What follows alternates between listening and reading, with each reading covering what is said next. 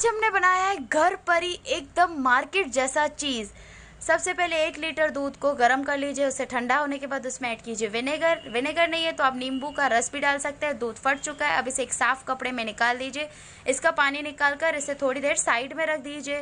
तो देखिए थोड़ी देर हो चुकी है, अब इसे 3-4 बार ठंडे पानी से धो लीजिए और फिर से इसे बंद कर रख दीजिए। तो इस तरह से हो जाएगा। अब इसे मिक्सर ग्राइंडर में डालिए, इसमें ऐड कीजिए 1 चम्मच बटर, थोड़ा सा नमक ऐड कीजिएगा क्योंकि बटर में भी नमक होता है, और 1 चम्मच मैदा। इन सबको अच्छे से ग्राइंड कर लीजिए।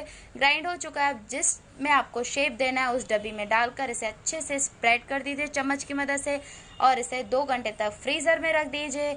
तो ये आपका रेडी है एकदम मार्केट जैसा चीज़। अगर आपका नहीं बनता है तो मुझे अनफॉलो कर दीजिए, ये मेरी 100% गारंटी है। और इसे देखिए ये ब्रेड से इस तरह से पुल होगा, तो ज़रूर ट्राई कीजिए। Likey